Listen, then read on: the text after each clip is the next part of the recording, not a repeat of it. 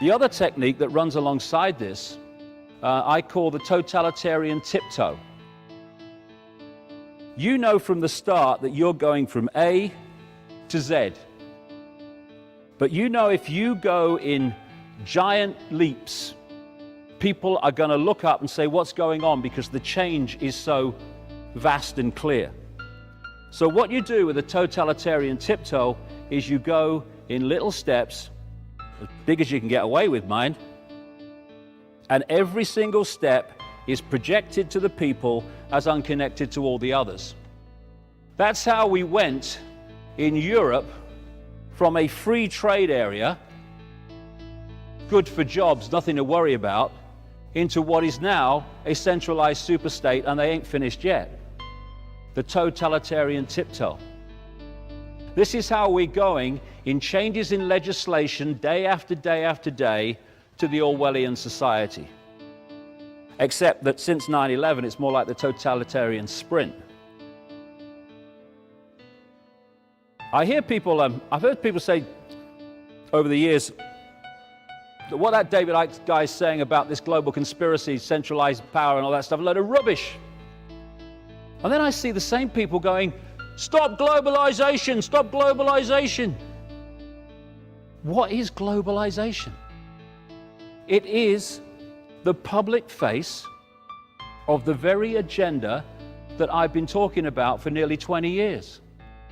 The agenda of centralizing power on a global level in every area of our lives. I know some people, good luck to them. They get to the level of transnational corporations and they say that's the reason for globalization. Transnational corporations, greed, that's what's behind it. But there's another step to take when you realize that through the pyramid within pyramid structure, the transnational corporations in the end are controlled by the same people. They are different masks on the same face again. The transnational corporations are not the engine room for globalization, they are the vehicle for it. And in all areas of our lives, like I say, I've traveled quite a bit. You see even the physical culture of countries. I was in Japan 2 weeks ago. Even the visual, physical structure of countries is now looking the same all over the world. So when we see these protests about the World Bank and the IMF and the mayhem that they're creating and the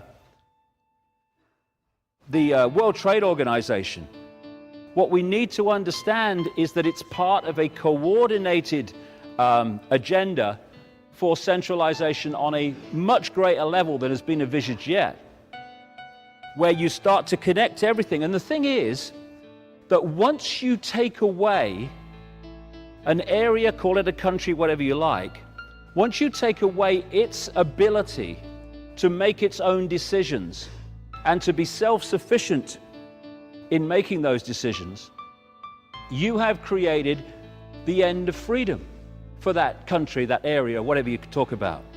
If you look at Britain now, we can't even cough without the European Union agrees.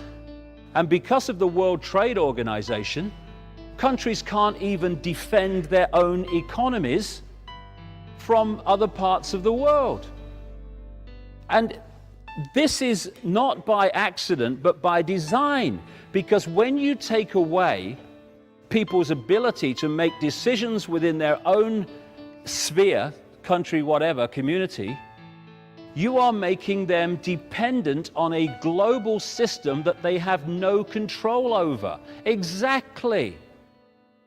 And who has control over them within the global system? Anyone that controls the global system, and it's a dramatically few people. Like I say, there's one agenda going on behind the scenes, and there's the movie. Oh no, it's just free trade. I love free trade. I love that one. Free trade. That's the freedom to exploit some of the poorest people in the world to make your products a few cents on the dollar, and then bring them across the world with as little tariff barrier as possible, because it's free trade, everyone's in favor of that, and then sell it for the highest price you can in another part of the world. It's not free trade, it's freedom to exploit. Free trade is Orwellian newspeak to mislead us to what it really means.